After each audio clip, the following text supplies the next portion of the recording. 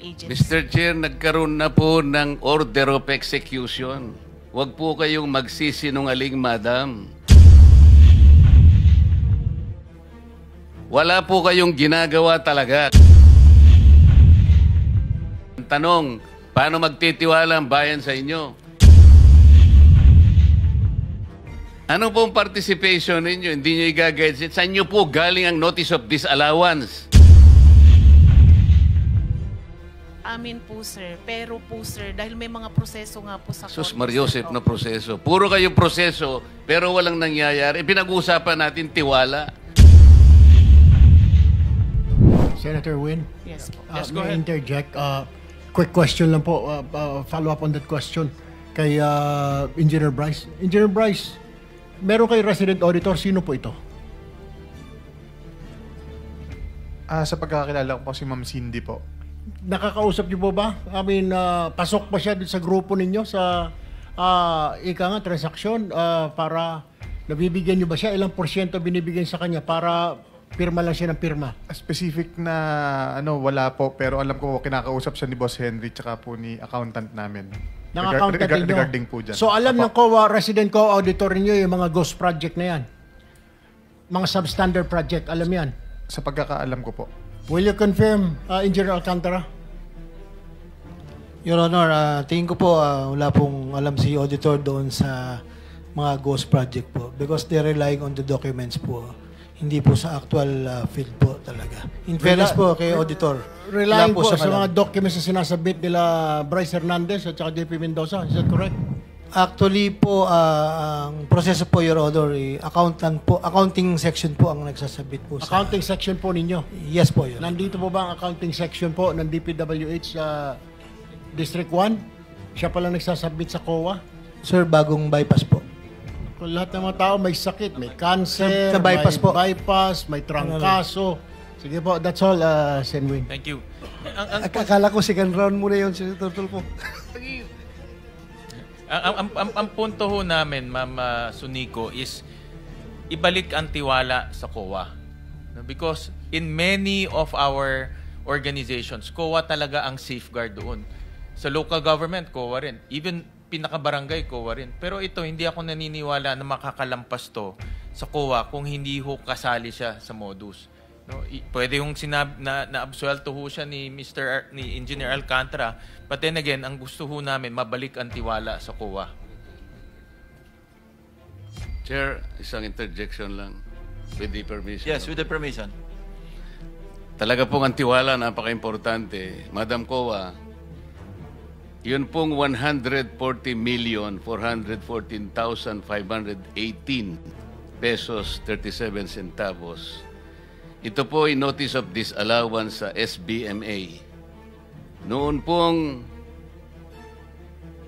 June 20, 2017, after several petitions raised by SBMA, nag-issue na po ng desisyon ng Korte Suprema, final and executory. Final and executory. Ang nagbayad lamang po ay halos 3 million. Ang hindi po nyo siningil, 137 million plus. Wala po kayong paliwanag bakit hindi nyo kinolekta. Final and executory coming from the Supreme Court. Paano magtitiwala ang bayan sa inyo? Sir, ang mga ngolekta na po doon ay yung implementing agency po. Sa case po ng na-mention nyo is the SBMA.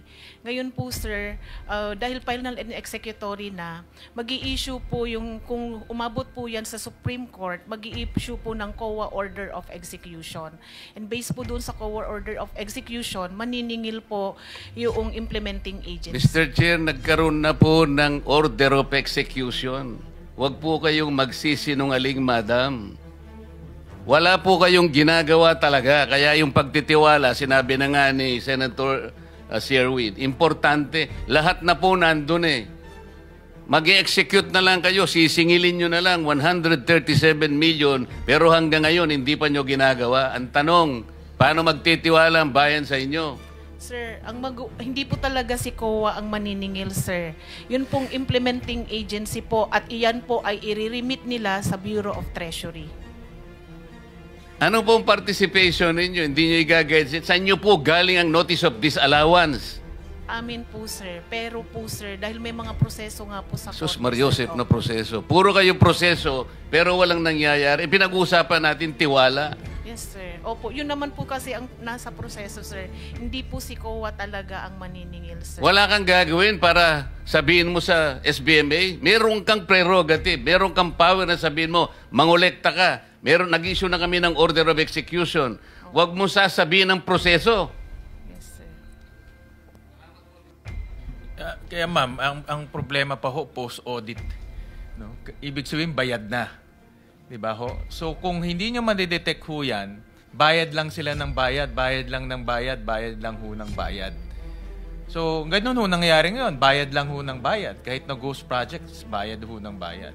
So, Mr. Chairman, allow me to move to another topic. And this is the topic of yung unprogrammed funds. No? So I want to gusto ko sana magtanong sa DBM kay Yusek Toledo.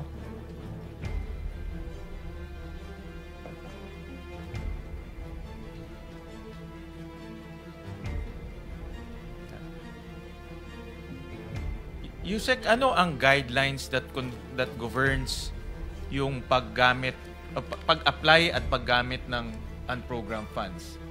Ano pong specific guidelines ho yun? Thank you, Mr. Chair. Mr. Chair, we have special provisions of the unprogrammed operations that we follow. Basically, following that, Mr. Chair. But the special provision, prioritization lang yun eh. Yung Yes. specific guideline for agencies to follow para maka-request sila at ma-release yung unprogrammed funds. Okay, Mr. Chair. Mr. Chair, ang nangyayari po dyan, pagsasubmit po ang agency, in this particular case, the DPWH, for special ballot request. What guidelines first? Ano yung, di ba nagre-release kayo ng memo, ano yung, Okay. ano yung susundan nilang guidelines? Okay. We have issuance po ng what we call the fund release circular, which is what yung fund release, which is basically NBC, National Budget Circular. For this year, we issue NBC 595. 595. Sir Win, we'll Yes, give you an Mr. extra 1 minute kasi expired na yung 7 Ah, minutes. sige po. Extra 1 Okay. minute. So, 595. And dito po sa guidelines na ito, sino sa, DPWH, sige, yun ang ating focus. Sino sa DPWH ang dapat ho mag-request? The head of the agency, Mr. Chair, which is Secretary Bonoan, and even in the past, we have also some records to show that we have a request coming from the agency, Mr. Chair. So, all requests should be signed by Secretary Bonoan. Yes, Mr. Chair. Okay. And ano ang mga, for infrastructure projects, ano ang mga supporting documents ang kailangan? Ano ang requirement in supporting documents? Of course, with the special budget request, doon sa po based on our charter, meron po tayong sinasabi budget execution document, which is basically submission of financial report, the disbursement program, the physical program, Mr. Chair. So BED 1, 2, 3 plus other documentary requirements, Mr. Chair. And kailangan rin, kasama rin dito yung shovel readiness. Of course, Mr. Chair, kasi that will also sort of importance po na kailangan po ma-justify nila that the program or project that's being requested is ready for implementation. So dapat yung submission nila for request for unprogrammed funds, shovel ready siya. Yes, Mr. Chair, based on the plan, yes. Okay, and then through the evaluation, i-evaluate nyo yun, and who is the approving officer to release the fund? The program operation is being approved and signed. The release document is being signed by the Secretary. So all projects na unprogrammed, dapat shovel ready. And when nakita ko doon sa inyong memorandum circular, ang definition ng shovel ready, may feasibility study, may plano, may detailed engineering. Tama po ba? Lahat na yun, all those coordination with the local government. Yes, Mr. Chair. Okay. because narinig ko rin kay Secretary Vince Dizon last time na in all of his, almost all, na mga flood control projects, walang plano. Sinabi niya yun. At least, halos lahat ng nakita niya, walang plano. Nakita nyo ba itong mga sinasubmit sa inyo ng DPWH? Nakita nyo mismo may plano, may feasibility study, and kompleto lahat yun? Mr. Chair, what is being submitted to us is yung ano nga po, as mentioned to you, yung budget execution documents. But yung as far as the plan, that is, we leave it to the Department of Public Works and Highways, being are the one who are responsible in determining the readiness of the projects, Mr. Chair. Yeah, but do you ascertain? Kasi meron kayo ditong mga meron kayong mga grupo na chine-check mabuti yung submission sa inyo kung shovel readiness na eh. Diba, Sir Tuwin, kindly wrap up. Yes, Naka Mr. 2 minutes ka pang extra. Sorry, Mr. Chairman. Well, Mr. Chairman, ganito na lang. Just submit to us yung mga documents na sinabit sa inyo ng DPWH. Kasama din dito yung mga supporting documents and the documents that led to the release of SARO. Yes, we'll provide that, Mr. Chair. From 2022 to 2023. This is on the case ng unprogrammed funds. Yes, Mr. Chair. Mr. Chairman, ito last na ho to, no? Before I terminate. Because I was also, since si Mr. Saldico ay madalas hong mabanggit dito and highlight ho siya nitong ano natin. I'll just show some of our findings sa research ho namin. Pakilabas nga yung slide 3. So, lumalabas ho, Mr. Chairman, slide 3. Na from 2022 to 2025, 34 billion na ho ang na-release to SunWest Corporation. And ito hong data, sinabit ho sa amin to ng DPWH kung ano po yung mga projects na na-release na sa SunWest Corporation. At tinignan ho namin at which process of the budget nakapasok ho yung mga projects. Makikita ho natin in 2023, 1 billion nasa unprogrammed appropriation. In 2024, 3.2 billion nasa unprogrammed appropriation. But makikita rin ho natin from NEP to GAB to GAA saan pumapasok yung mga projects na na-award po sa SunWest Corporation. Ang punto ho dito, 4 billion na award po sa SunWest Corporation galing sa unprogrammed appropriation. Yun po yung punto. Kaya, important. Kaya, Which is not easy, no? Which is not easy, Yeah. because mayroon guidelines ang DBM na dapat shovel ready. No? So, tinignan rin ho namin yung isa pang corporation, Hightone Corporation, which is connected to Zaldico rin. Makikita ho natin dito na nagamit rin po yung unprogrammed appropriations to a tune of about 814 million pesos. So, pag kinombine ho natin yung mga projects awarded to SunWest and Hightone, lumalabas po almost 47 billion pesos po. Lahat na ho yan, but sa unprogrammed, lumalabas is almost 6 billion pesos. Unprogrammed lang yun. Unprogrammed lang ho yun. Thank you. Yeah. Thank you for pointing that out. Thank you, Senator De La Rosa. Thank you. Before Yeah, that, the Senate President first. Before that, just one question, Mr. Chairman. Because I will be leaving shortly, I will be meeting all your wives. Spouses. Because there will be an oath-taking of the Spouses Foundation of the Senate. But speaking of the Senate, tatanungin ako sigurado ng mga asawa nila puro mga senador ang binabaril Bakit ba, ano ba yung I want to clarify, Mr. Engineer Hernandez.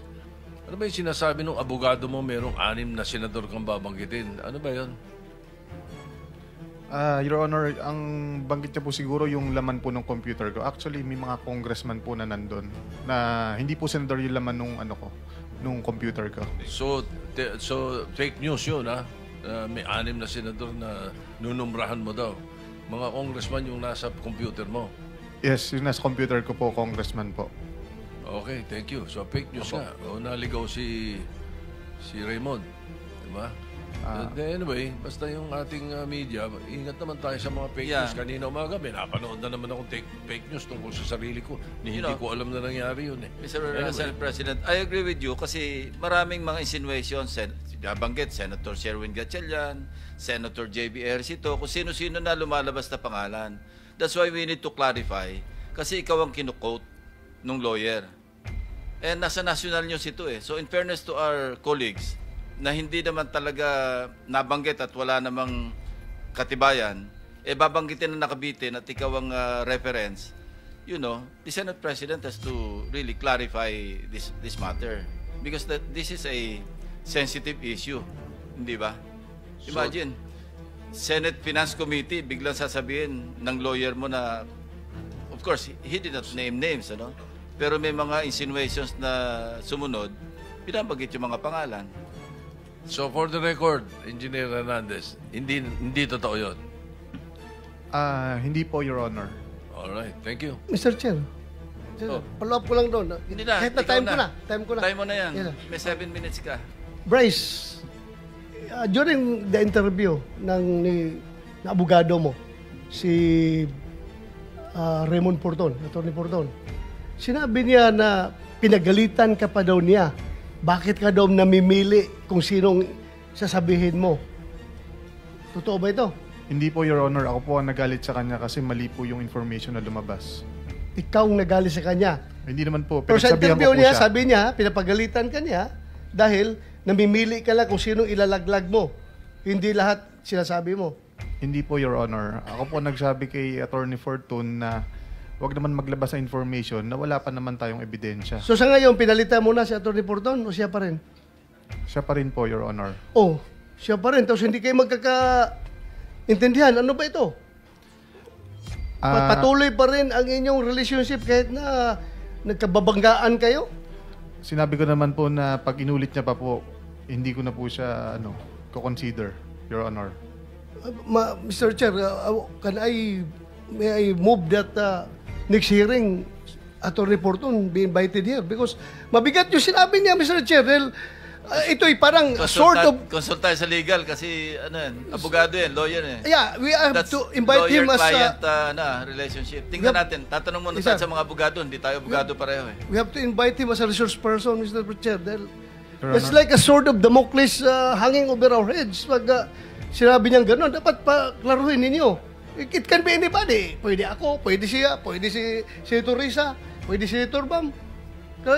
Dapat maklaro ito. Kaya sana maimbitahan si Atty. Porton. I got the feedback. That's confidential yun. That's attorney-client privilege communication. So, pero bakit niya sinabi sa media, Mr. Chair? Ikaw, hamonin mo na lang. Huwag na dito. Thank you, Mr. Chair. Salamat. Pero Mr. Chairman, yung kliyente na mismo, dinideny yung sinasabi ng kanyang abogado. No? So... Sige, Mr. Chair. Sa Soler, Mr. Chair, yung binhanap natin na tao na gumagawa ng fake na ID, andito ba? Torigusa? Halika. Archibald Torigusa. Engineer, siguro may utang pa to sa inyo, no? Your Honor, malaki po utang pa sa amin. 24 million, ano? Opo, Your Honor. Mamaya, tanungin natin. Mr. Chair, yung movement ng resource person papunta sa upuan, deducted yun sa time, Mr. Chair, ha?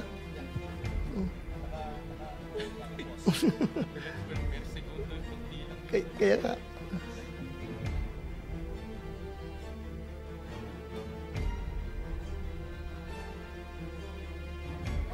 Mr. Torigusa, nakapag-oath ka na?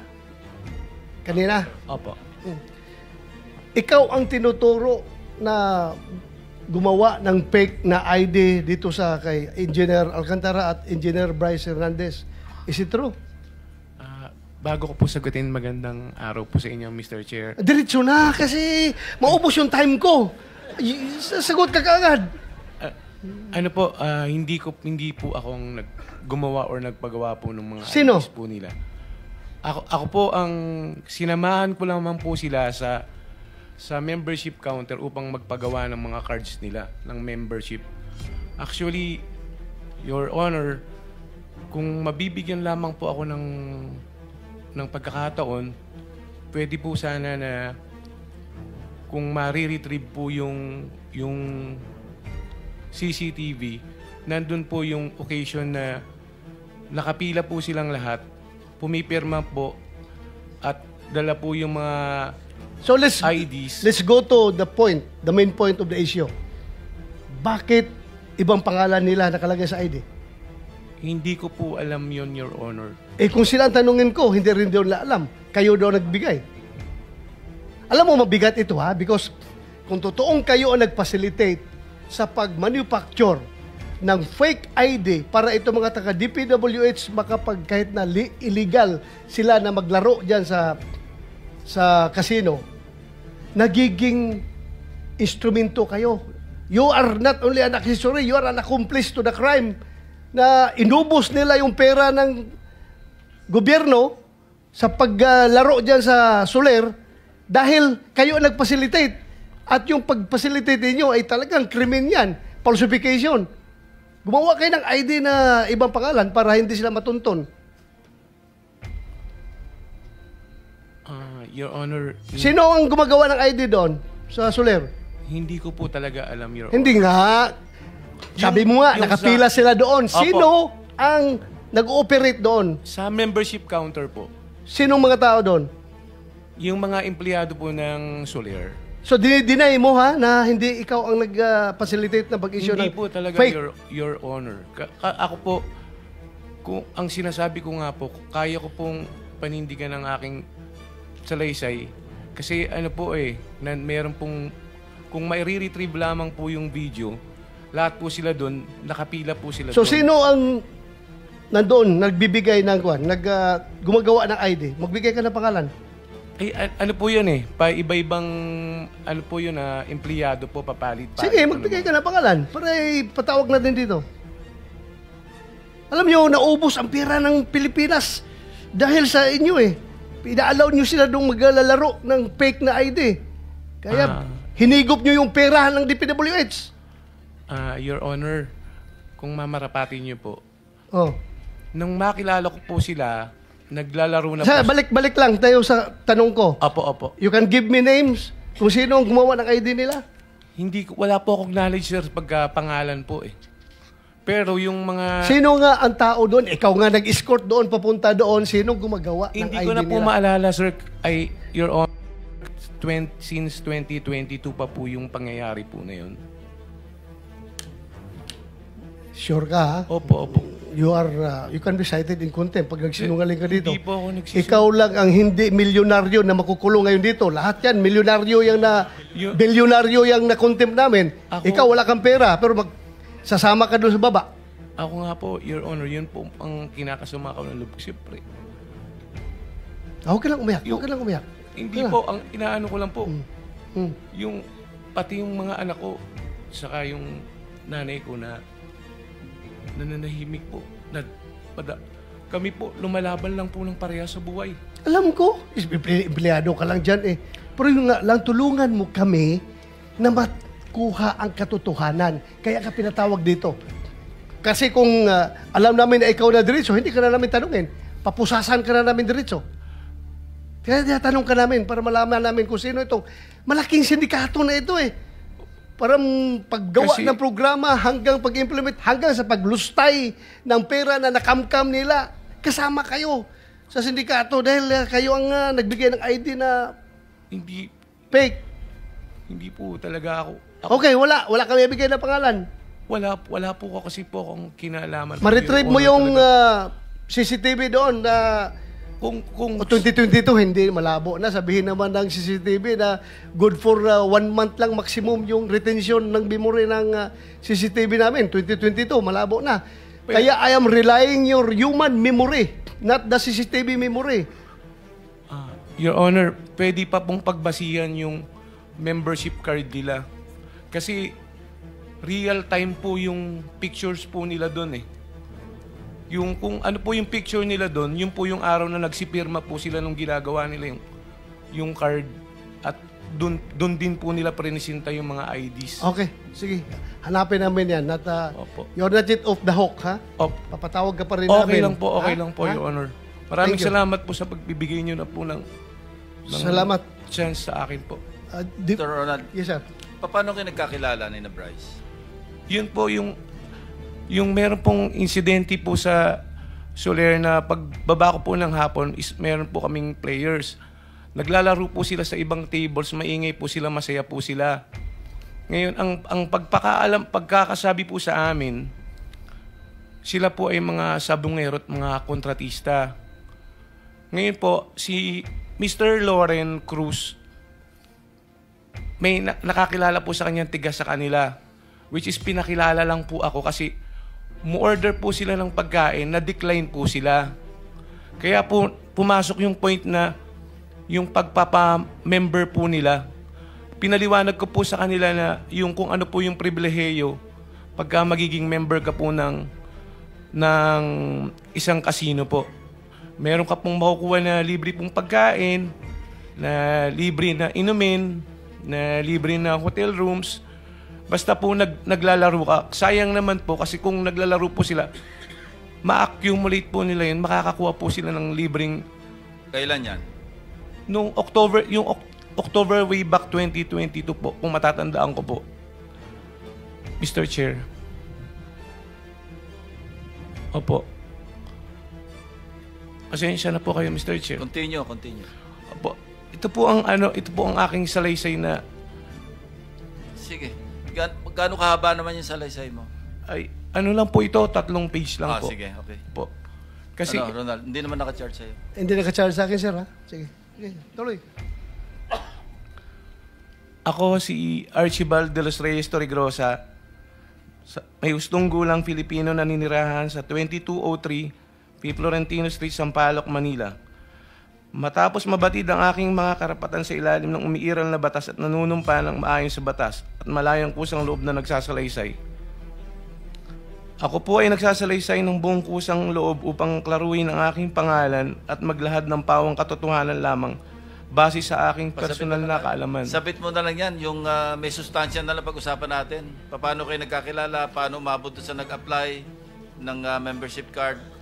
Yung po yung, ito po yung ano. Sige, diretso mo na lang doon kasi alas 12 na. Apo, yung po yung kinikwento ko po sa inyo po, Mr. Chair, kanina po, na kung bakit ko po sila nakilala.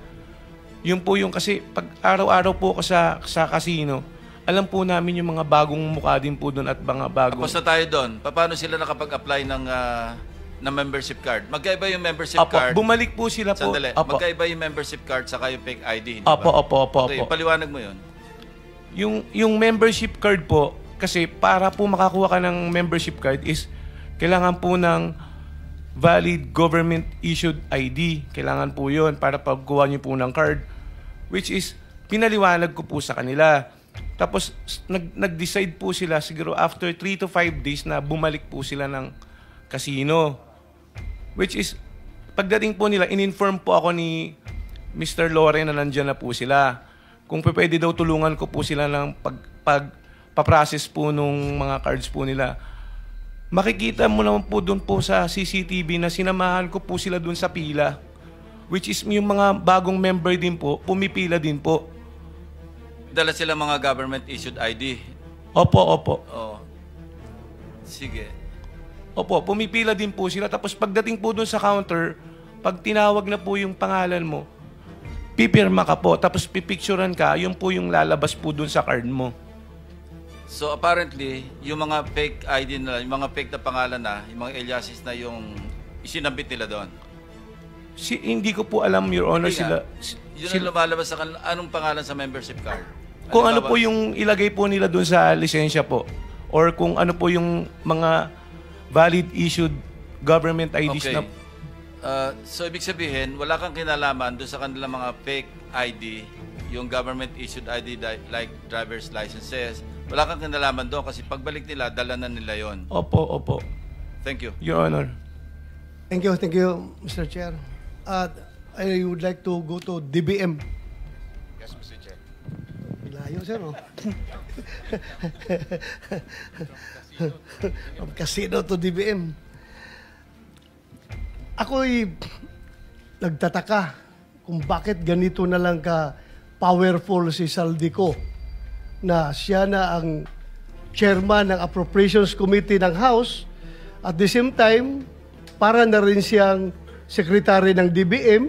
At the same time, para na rin siyang secretary ng DPWH. You know why? Kasi,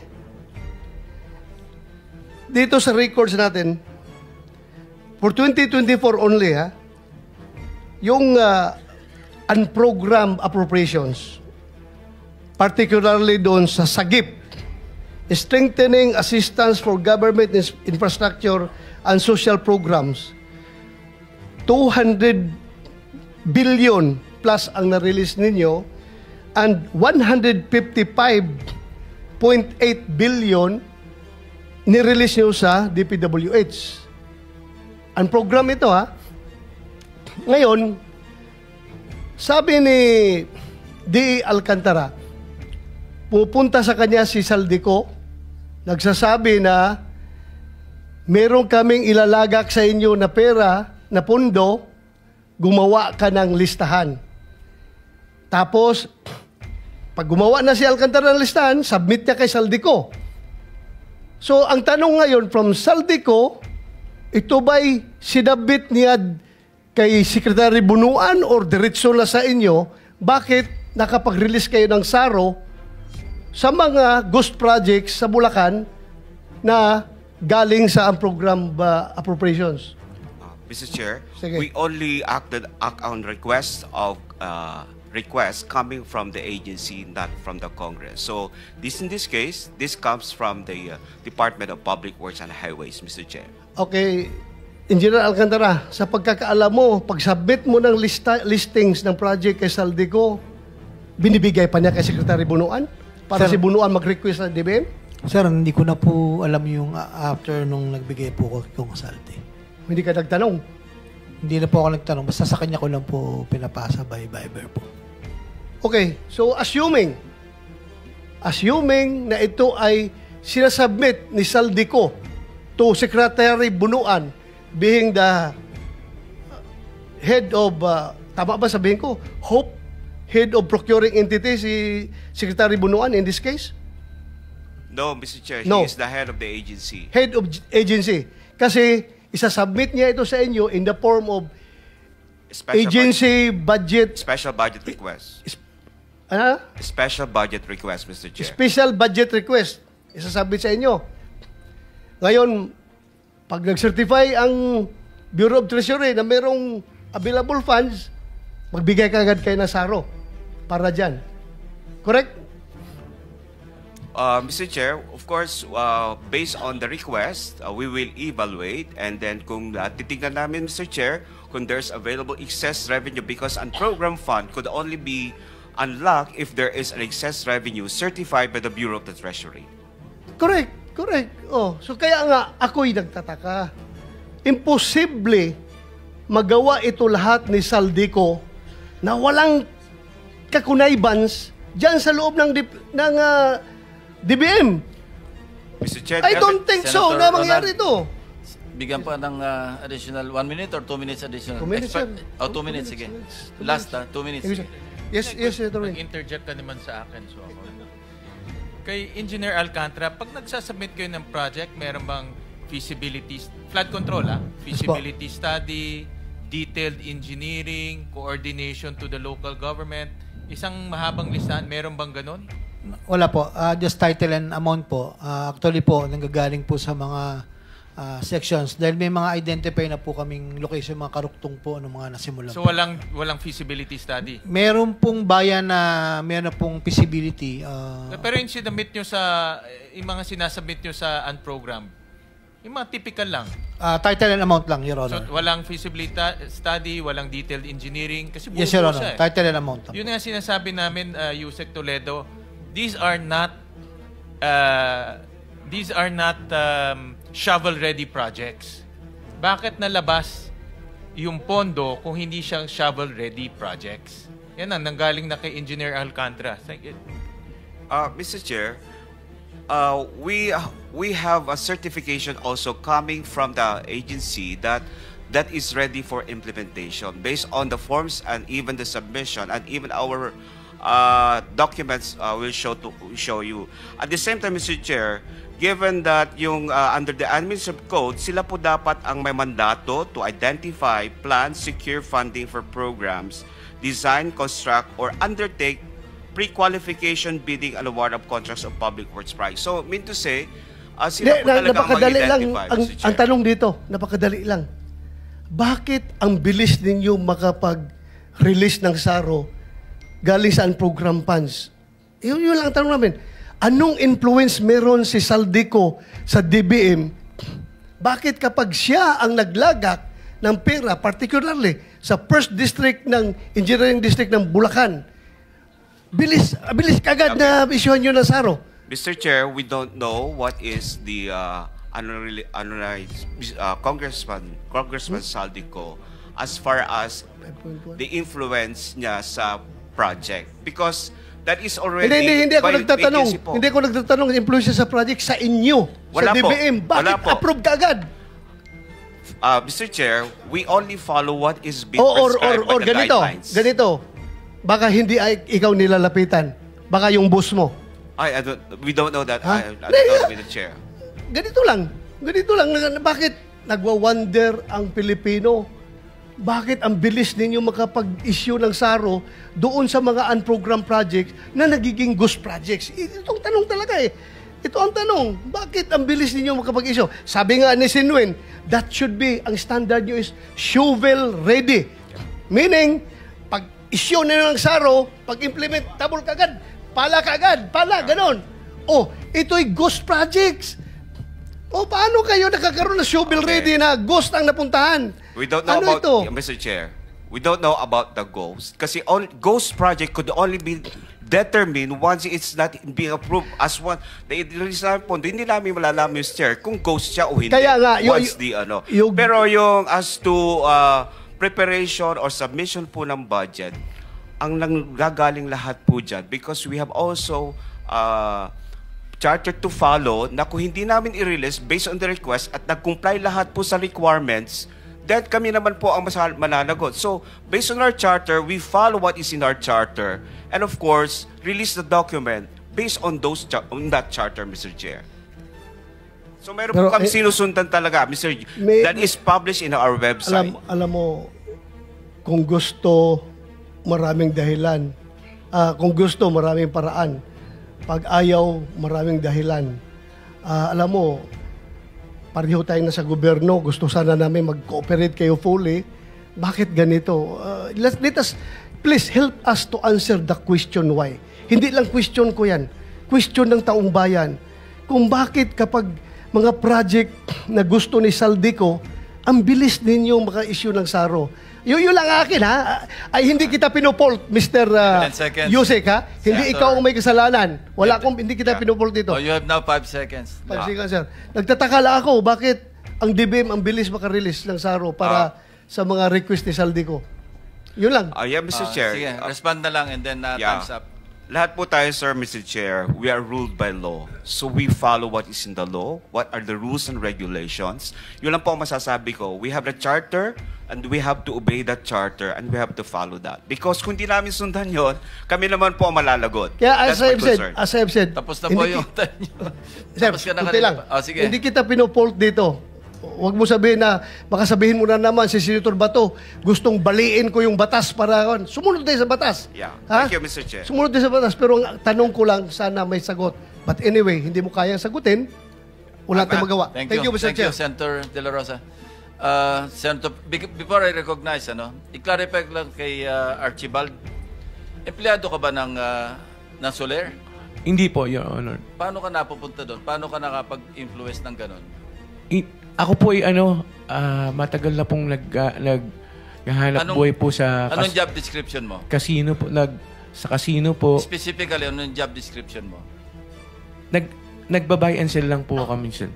Your Honor. Anyway, sige, never mind. Sige, Senator Pangilinan is recognized. Thank you, Mr. Chairman. Ang una kong tanong ay sa COA. Nasaan ang COA?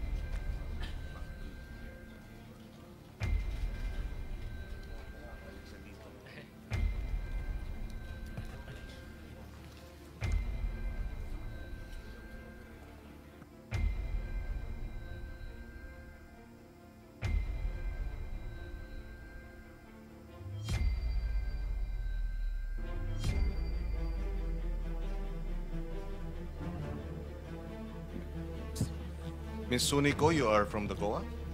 For Your Honor. Yes. Si Commissioner Lipana, is he in the Philippines? As far as we know po, sir, naka-sick leave po siya. Ang balita po namin nasa Singapore po. Okay. Is he under investigation by the COA? Sir, Right now, after all the allegations and the revelation and the testimonies? Sir, clarify ko po kung ano pong gusto nyong sabihin sa investigation. Kasi po, sir, di ba po impeachable official po siya. Pero... No. With respect to your internal, your internal processes as a commission, hindi naman pwedeng maghihintay kayo ng impeachment? Should you not also have your internal investigation? Sa mga transactions po siguro, sir, nire-review na ng mga auditors, and even po doon sa na-mention po nung nakaraang hearing, sir, na meron po siyang transaction sa Bulacan, kasama po yun sa fraud audit. Pero doon po sa position niya bilang commissioner, sir, na investigation, parang hindi po saklaw ng COA po. Ibig sabihin, hanggat walang impeachment investigation or complaint, walang aksyon ng COA sa ganitong klaseng sitwasyon? Sir, hindi ko po masasagot, sir. Kasi, sir, di ba po ang option lang it's either mag-resign po siya or ma-impeach po siya. Okay, but kung gano'n ang hihintayin natin, ibig sabihin, hanggat walang nagpa-file ng impeachment complaint, wala ring internal disciplinary processes yung COA. For example, okay, I can understand that up to a certain extent, although I disagree with it, no, na wala kayong pwedeng gawin dahil impeachable officials. But dun sa mga COA auditors na may kinalaman o na-involve or sila ang nag-audit nitong mga ghost projects, meron ba kayong ginagawa tungkol doon? Kasama po siya sa fraud audit, sir. Kasama po siya sa objective ng fraud audit team kung involved po yung mga auditors natin.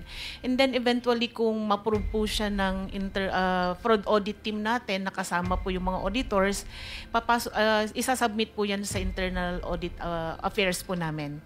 Yeah, but how long will that take? Kasi ang pinag-uusapan dito 2020, at least initially 2023, yes, 2024, 2025 based dito sa Salaysay. Okay. Meron na kayong ongoing investigation ng mga auditors ninyo?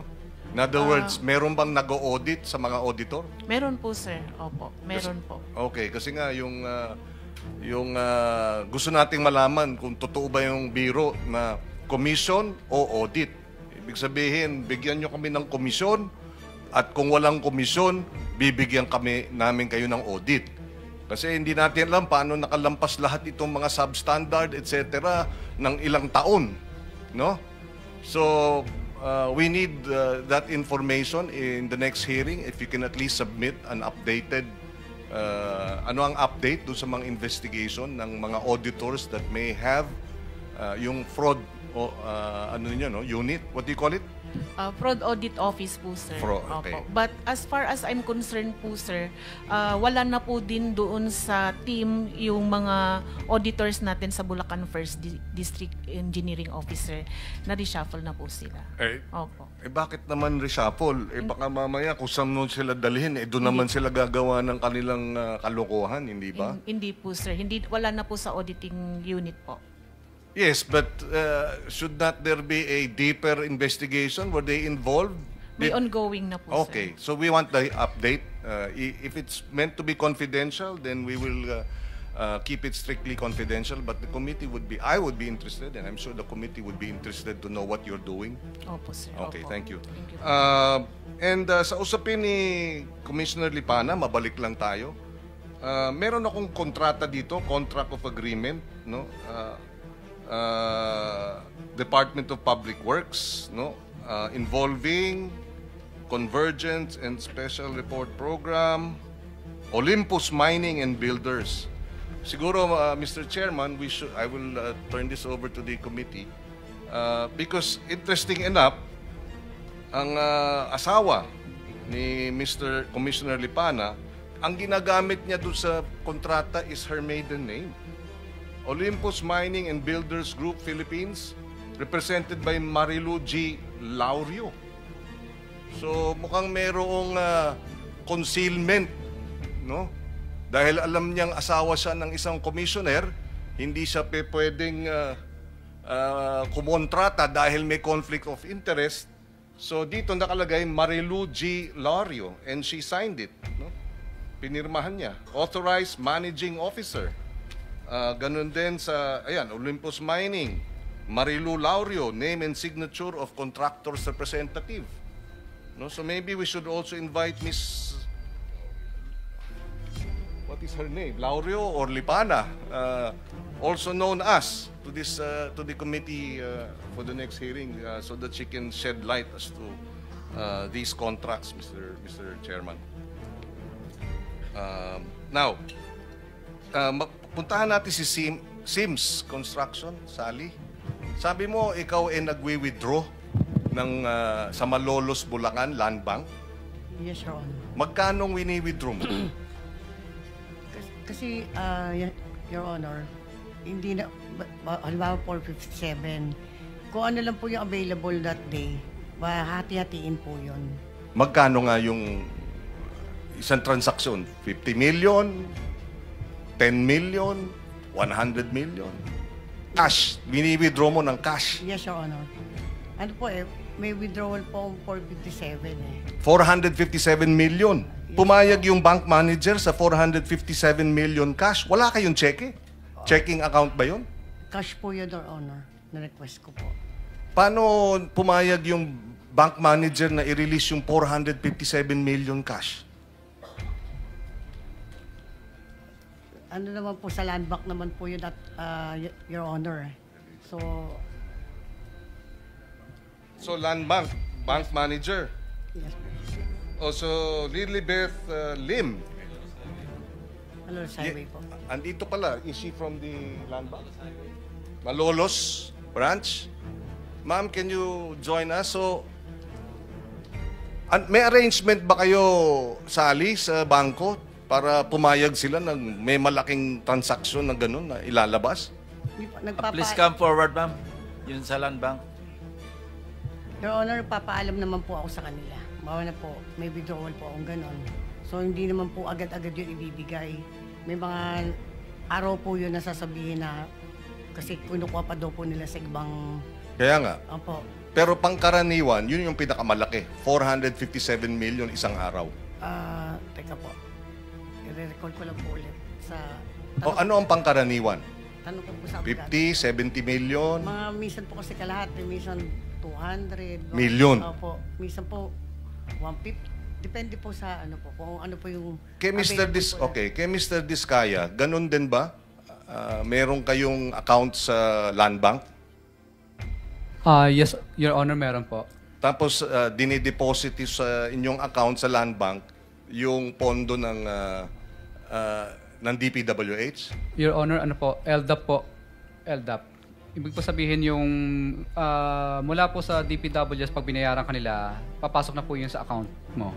Sa land bank? Opo, nasa'yo na po yun kung gusto mong i-withdraw or panatilihin na po muna doon. So, kayo may checking account kayo o nagwi-withdraw din kayo ng cash?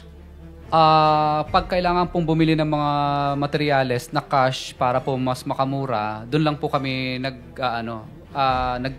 nagwi-withdraw ng cash. Pero umaabot sa 100 billion din yung inyong account sa land bank? Tama po yan? Depende po sa collection po na makukuha po namin. Well, yes or no? Umaabot ba ng billion ang accounts ninyo sa land bank dahil sa mga project ninyo?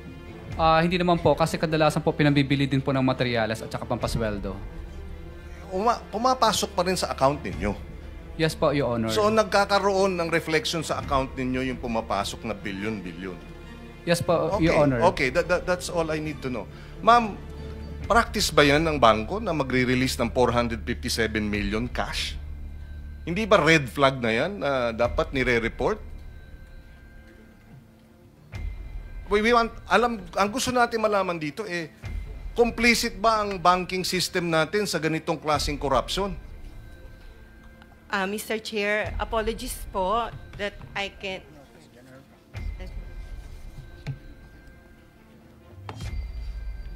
Kindly stand up, ma'am. So you can administer your oath. Do you swear or affirm to tell the truth, the whole truth, and nothing but the truth in this proceeding? Yes po. Thank you. You may take your seat. Please proceed.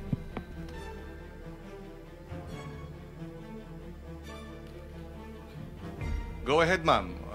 Please answer the question. May I request to repeat the question if okay po? Apologies po. Yes. Mr. Chair. Ganun ba ang patakaran? You can have 457 million pesos cash released as a bank on a single day, and wala ba, di ba red flag na yan? Di ba dapat nire-report na yan? We want to know if the banks are complicit in this the illegal transactions using government funding. You're land bank, di ba? Yes. The land bank is once the transaction is more than 500,000, it will be automatically captured by the system and be reported as covered transaction report. And it's that's automated po once it is over 500,000. That's all you do? At first, that is what we Yeah, are that's the law, doing. but Yes. that's all you do. Wala ba kayong know your customer? Nagwi-withdraw ng 457 million, okay lang?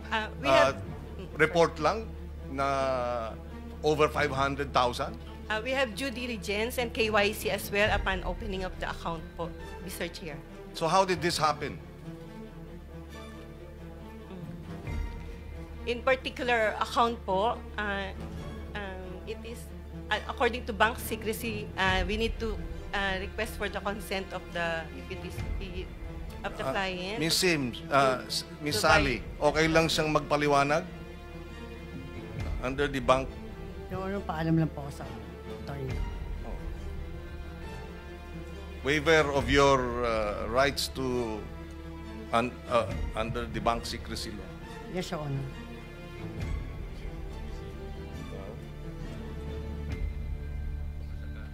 Well, anyway, so you're amenable. Go ahead, ma'am. Yes. We have a copy of the of the waiver that we can let her sign first now Okay. so that I can answer. Yes, so can you have that done? Well, while we're waiting for that, what we want to find out is paano nangyayari na daang milyon, kalahating bilyong piso, parang pikit mata ang ating banking system. Senator Pangilinan, for the information of the body, meron tayong kopya ng lahat ng ledgers ni Sims, ano? Ito, yung binabanggit yung 457 million, 2 araw po ito eh. Natik po 457 million, March 24, 2025. Yung isang withdrawal, total in 1 day, July 3, 2025. Ito yung sinasabi ni Ms. Santos, parehong delivered do sa office ni Engineer Bryce Erickson Hernandez. Marami po rito, ibibigyan ko kayo ng kopya. Yes, thank At, you. i-reproduce natin. Marami po, merong withdrawal na 180 million, may withdrawal na 141 million, withdrawal na 299 million, withdrawal na 65 million. Puro isang araw ito. Tsaka puro cash. Puro cash ito, cash. Bakit hindi cheque? O manager's check? Bakit walang patakaran ang bangko na, teka muna, kasi pag may cheque, meron ding paper trail. Kaya cash. Kaya 500 million cash sa loob ng 2 araw. Hindi napapansin ng ating government bank pa ho ito. At most likely, alam ninyong government funds yung binayad doon sa kliyente ninyo. Senator Kiko, bigyan ka namin ng additional 2 minutes. Yes, please. Thank you. Thank you. Go ahead, Ms. Lim.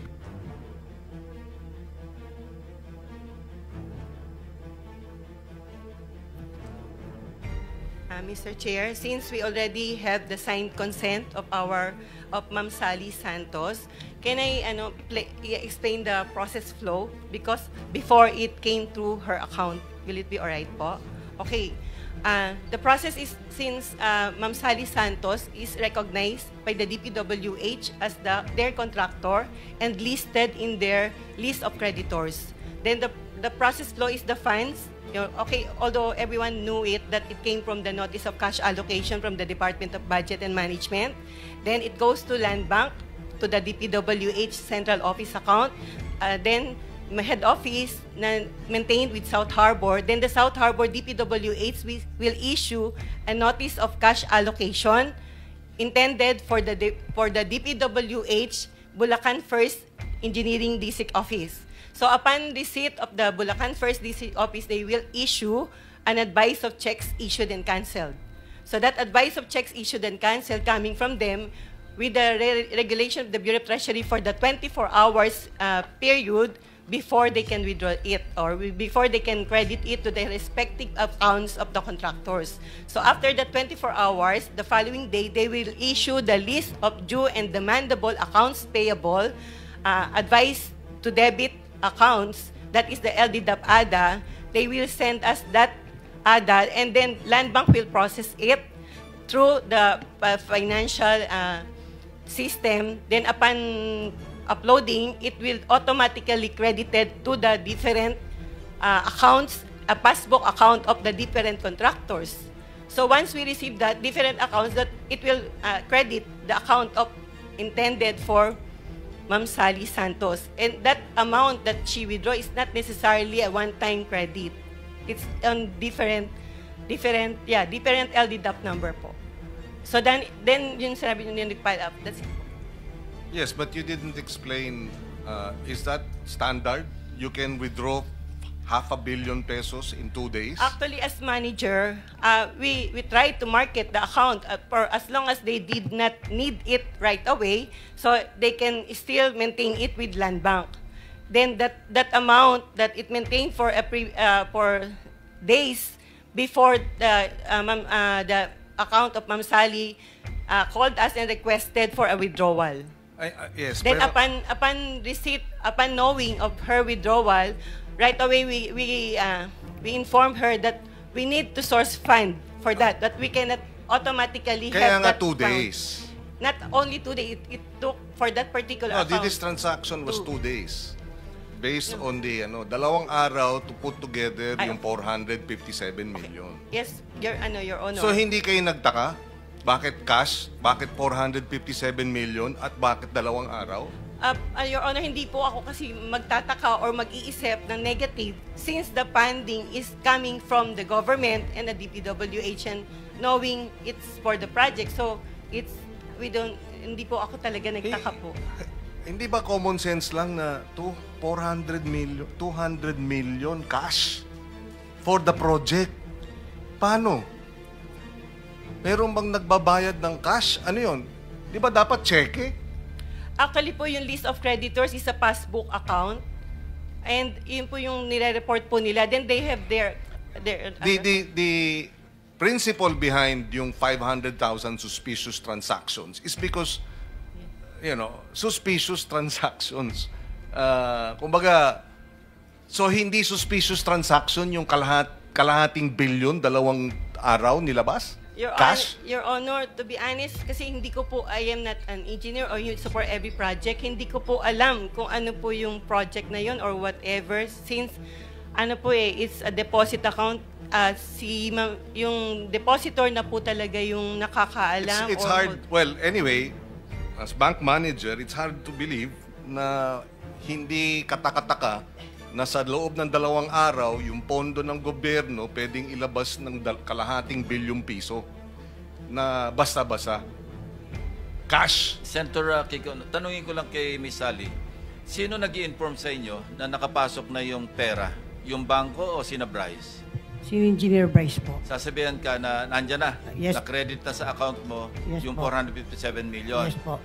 Yes po. So, sino nagbibigay sa instruction na withdraw mo? Si Engineer Bryce po. Siya rin? Yes po, Your Honor. Siya rin na magbibigay instruction na dalin mo? Yes, Your Honor. Thank you. Ma'am, did you file a suspicious transaction report before the AMLAC? Yes po, for that particular account. Can we request for a copies? Anyway, there is already a waiver. Mr. Chair, may I be recognized? Yes. Kindly introduce yourself. Muna. Rafael Yap po of Land Bank Philippines. Yeah. We must have. May we request that he be sworn? Do you swear or affirm to tell the truth, the whole truth, and nothing but the truth in this proceeding? I do. Please proceed. Mr. Chair, we'd just like to raise that the under the AMLA, suspicious or covered transaction reports are considered confidential. So we cannot answer or divulge any such information concerning that. With the indulgence Yes, of Senator, are you saying pag ganito kalaki, hindi nyo kailangang i-report sa AMLAC? No, no, Mr. Chair. It's just that we cannot divulge. To, Even to AMLAC, you cannot. To, it's part of the. Sorry, if with your permission, if we could. Can we talk to AMLAC with Yes, indulgence yes, of please. AMLAC, where are you? Tama po ba yung pinagsasabi Good morning, nito? Mr. Chair. Hindi nila kailangan mag-report sa inyo ganito ng transaction? Before I answer, Mr. Chair, I would like to manifest that I have not yet sworn. Do you swear or affirm to tell the truth, the whole truth, and nothing but the truth in this proceeding? Thank you. Take your seat. Sige po, pakisagot po. Mr. Chair, may I have the question repeated? Question is, sinasabi niya, may confidentiality, hindi lang kailangan i-report sa inyo yung ganung kalaking mga transactions. I mean, almost half a billion. Tama po ba yun? They don't have to report it? Your Honor, yung po ang pag-report po nila ng STR subject to the risk appetite po ng covered institution po. So it depends on the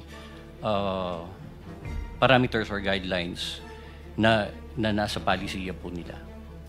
Sir, paki-simplify kasi marami yung nakikinig sa atin. Hindi natin maintindihan. Yung layman term lang po, layman's term na gamitin po ninyo. Pwede ba, ang tanong ko po, pwede pa na hindi po nila i-report ng bangko halos kalahating bilyon na. Meron pong illegal na po na nangyayari. Mr. Chair, I'm sorry, Sen. Well, just my own question. That's my only question. Yes po. Yung pong transaction po kasi, kung beyond the threshold amount po, automatic po, yung 500,000 pesos po, automatic po nire-report po yan as a CTR. Ngayon po, sa batas po natin, may mga circumstances po na naka-enumerate doon kung kailan pwedeng i-report as STR po ng bangko. Suspicious transaction report po. Okay. So, kung sa kanila pong discretion po, ang interpretation po nila is papasok po yung transaction, even if it's beyond the 500,000 pesos po, they can report that also as an STR. Oh, okay, so okay lang, I can proceed. Yes. So, a suspicious transaction report was submitted to you, AMLA. Of course, that suspicious transaction report now, they're saying, is they cannot divulge the contents of that report, right? Because the law says so. Tama ba, Mr. AMLA? Mr. Chair, for us to be able to answer it specifically, may we ask for an executive session? Okay, we will do that later. But anyway, because nga it's confidential. Now, my question Senator is... Kiko, you have 24 seconds. Yes. Sir. Aren't you buried with all these reports that you're not able to act on it? Assuming meron kayong basis to act, what do you do? 500 million, 2 days from a contractor, withdrew cash, galing sa DPWH, anong gagawin nyo? Wala. Ito po, usually, pag trigger for investigation po, we are able to conduct a backtracking of the transactions, Your Honor. Yes, but and then what? If it is related to an investigation of an unlawful activity, Your Honor, we make use of it as part of our case build-up. But you can't freeze it there and then. Hindi po, Mr. Chair. Chair, isang Thank you, interjection Senator, lang, Chair, kung isa lang. So Yes. kulang ang batas. You're saying kulang ang ngipin ng anti-money laundering law in this regard? Just the last question. Because kung ganon, ayusin natin yung anti-money laundering law. Pagka may ganyang mga sitwasyon, dapat proactive yung bangko. Sila mismo tatawag sa inyo, hindi lang magpa-file ng report. May problema po rito, kayo na po ang gumawa ng aksyon. Di ba? If you are given that opportunity, would you avail of it, given that the law provides for that? Of course you would, right? Ma'am, DB... You may answer. Thank you very much, Senator Kiko. Your Honor, at Landback, we have the authority, the department who's handling that particular transaction po. Kulang Thank you. ang batas. Thank you, Senator Pangilinan. Senator Erwin, but there's an interjection from Senator Marcoleta. Salamat, Mr. Chair. Nalito lang po kasi ako dahil nga tama naman po yung tinatanong ni Senator Kiko. Mahigit pong halos kalahating bilyon, wala pong plug. Kasi po, Mr. Chair, ako po ay nagbebenta noon ng lettuce. So, sabi kasi nung bibili sa akin, pinakamadali mag-deposit, mag-ano ka na lang ng account sa bank para deposit ko na. Sabi ko, kukunti naman yan. Para madali po, sabi niya. Di sinubukan ko pong mag-deposit sa Metrobank na malapit sa amin. Siyempre po, yung parang marginal deposit, mga 10,000 pesos lang naman. Nireject po ako ng bangko sapagkat congressman po ako. Noon po ito. Meron po kayong acronym na 3-letter word, parang potential. PEP, Politically Exposed Persons. Ayan, ganun. Bakit po 10,000 lang po ino-open kong account? Dahil congressman ako, kinakailangan po akong imbestigahan. Ito po, halos kalating bilyon, hindi ko po maintindihan. Nasabi ko lang po, Mr. Chair. Salamat po. Thank you, Senator Erwin, and then we'll go on break. No? We'll come back at 2 p.m. So, Two questions lang po, Mr. Chair. Kasi para po doon sa AMLAC, isa pong policy gap. Would you agree with me, sir, na isa pong policy gap ito na hindi pala uniform ang policy ng banks on how to treat transactions? Hindi pare-pareho? So, pag suspicious, hindi po? Parang normal yun dahil sa kuwan sila? Yung circumstances, Your Honor, it is enumerated po, naka-enumerate po sa batas yan. So, ang interpretation po would be with the AML unit po ng covered person. So, kailangan po baguhin po yan, yung policy po na yan. Kasi something's wrong. Will you agree? Kasi nagagamit po eh. Never mind po, sagutin niyo lang po yan mamaya-maya po. Dito po na tayo kay Sir Orly Regala Gutesa.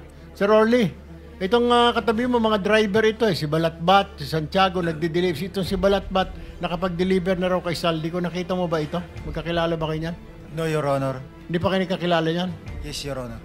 Mr. Balatbat, hindi mo na mamumukhaan si Sir Orly, security po ni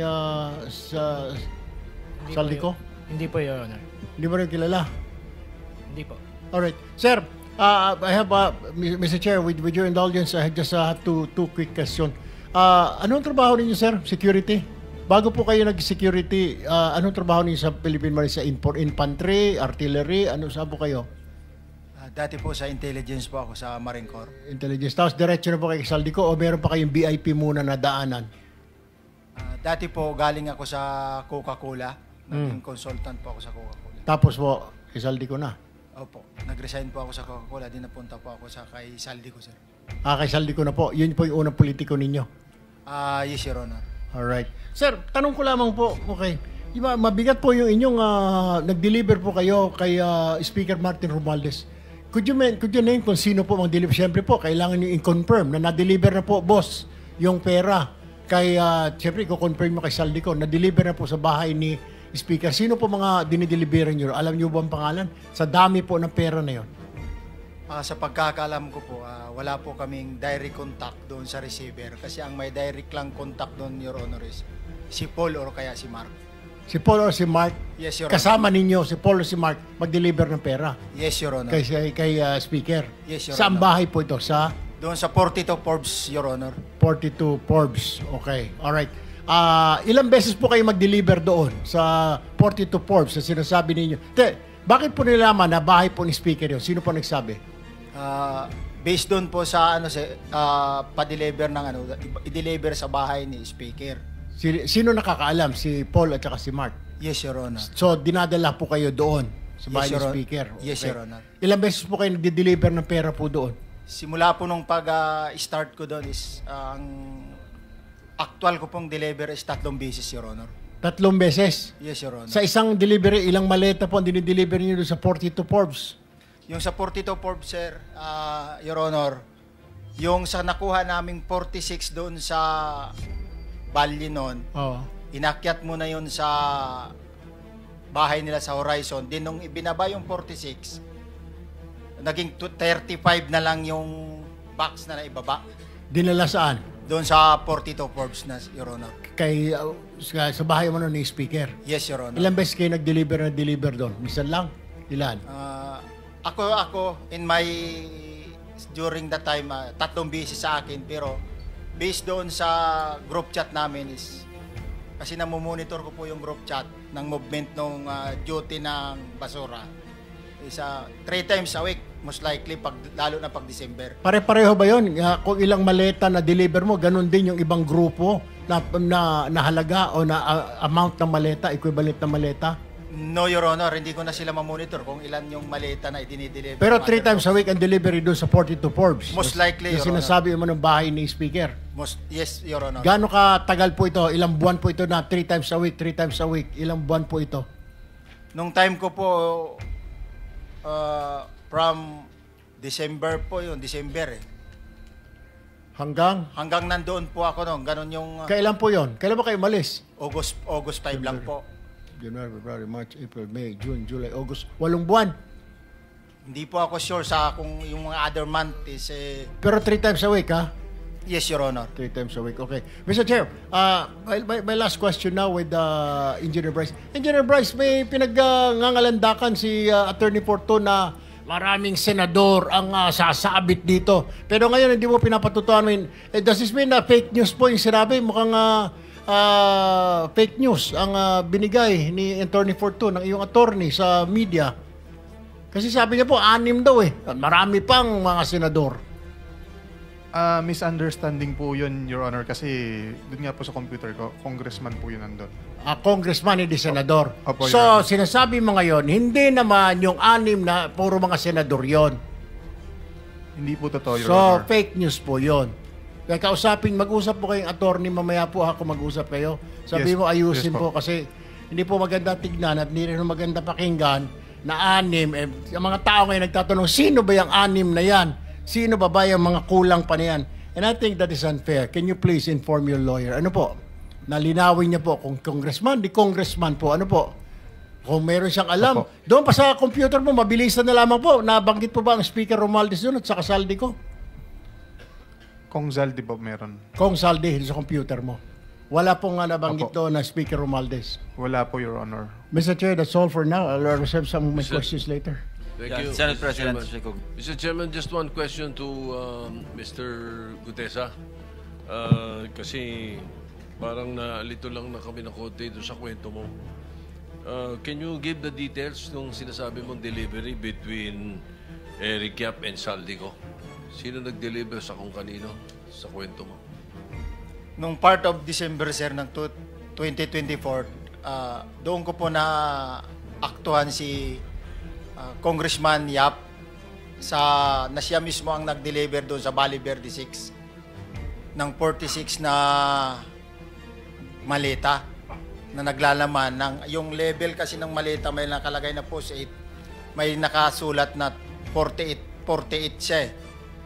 Pagkatapos nung binuhat na namin yung maleta na yon, inilagay doon sa bahay, binubuksan ni Paul yun, saka binibilang. Kaya na-notice ko na... Okay. sabi mo galing kay Eric Yap? Yes, Your Honor.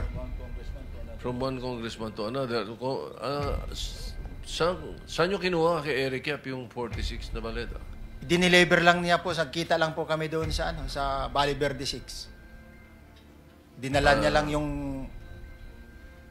mga maleta na yun doon sa Valle Verde 6 during the time. Tapos kayo ang nag-deliver sa?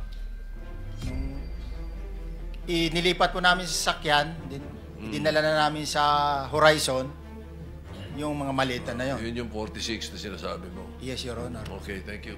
Mr. Chair, I just want to make addition, yung mga clarification po na gano'n. Kasi po sa Kongreso, siguro alam din po ito ni ni Senator Dante Marcoleta, magkasama po kami. Uso po yung bilihan ng budget sa Congress. Opo, the budget po, si Senator Marcoleta can attest to this. Kaya po minsan paghapon, pagpanoodin nyo po sa TV, paikot-ikot po mga kasamahan namin sa Kongreso, yun pala, lalapitan yung isa, may budget ka ba natitira dyan? Akin na lang, 20%, parang gano'n susus basta. Yun po ang pagkakaalam ko, Mr. Chair. Thank you for the education. Hindi Mr. namin Chairman, alam sa Senate yun. Point of information. Mr. Point Chair, of information. Yes, sir. intervention lang, intervention. Just information. Mr. Orly, bakit kasi yung na-highlight mo yung 48 lang? Sabi mo naman, halos 3 beses sa isang linggo, meron delivery. Bakit yun lamang alleged delivery ni Rep Yap parang yun ang natandaan mo? Kasi yung po, Your Honor, yung kauna-unahan na nung mag-duty ako sa basura, yun ang kauna-unahan talaga na naaktuhan ko talaga. Ibig sabihin, unang duty ko, yun talaga yung bumungad sa akin, Your Honor. Pero marami kayo, may backup, kung may advance party ka mo. Ilan ba kayong, sabi mo galing ka sa Marines, ilan ba kayo talaga yung nagsisilbi kay Rep Saldico? Total ko parang nasa 90 plus eh. So, kung 90 plus, meron ka bang natatandaan ng mga kasama mo? Mabilis lang, para makita natin na talagang nagsasabi ka na totoo. Sino-sino yung kakilala mo sa Marines? Sa Marines, mayroon. Sila Jubit Bunagan. Sige. Mark Bunagan. Alan Colisio. Maliban sa Marines, meron di bang ibang serbisyo? Halimbawa, police meron? Mayroon pulis sa 6 na galing sa PSPG. Kung sakasakali, meron nakakarinig sa mga kasama mo at sasabihin nila, mali naman ang sinasabi mo, tumarap sila rito. Kaya mo ba silang harapin? Yes, sir. Salamat po, Mr. Chair. Senator Pangilinan. Yes, yung Eric Yap ba na congressman, yun yung dating chairman ng Appropriations Committee? Tama ba? Wala po akong knowledge regarding sa kanya, basta Yes, Eric but Yap lang po yun. for the record, Eric Yap used to be chairperson of the Appropriations Committee in the House. Point of information. Thank you. Last na lang before we go on break. Anong specific duty assignment mo sa Philippine Marines? Anong unit? Sabi mo, intelligence. Ay, sir, sa MC2 ako dati, sir. Marine Corps Intelligence. Bakit? Authorized ba yung mga Philippine Marines na mag-serve as security escort ng civilians? No, sir. Sorry, sir. No, sir. During that time, sir, retire na po ako. Hinar ka bilang retired na Marine personnel? Ay, sir. Okay, thank you. So, Mr. Chair, in connection doon sa tanong mo. Okay. Sinabi mo, 90 kayo na security ni Saldico? Most likely, ganun yung bilang, sir. 90? Ay, sir. 90? Ay, sir. Isang kumpanya na yan ng Marines kung tutusin. Yes, sir, pero 90 is the number. Napakarami. More or less, sir, more or less. Hindi ako exact sa number, but more or less. Talo si Senate President nito. Ilan lang bang gwardiya mo, Sir Senate President? Wala, 0. Ikaw nga ang mismo nagdadrive, no? Wala, basta kasama ko lang si 6 Hour, okay na ako. Sige, thank you, Mr. Chair. Thank you. So,